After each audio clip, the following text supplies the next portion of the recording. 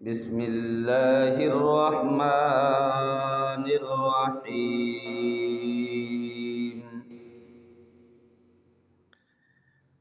قال يا موسى إن اصطفيتك على الناس برسالاتي وبكلامي فخذ ما آتيتك وكن من الشاكرين.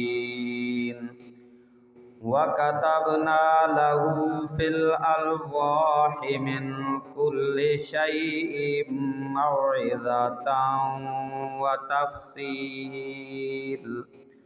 وتفصيلا لكل شيء فخذها بقوة وأمر قومك يأخذوا بأحسنها.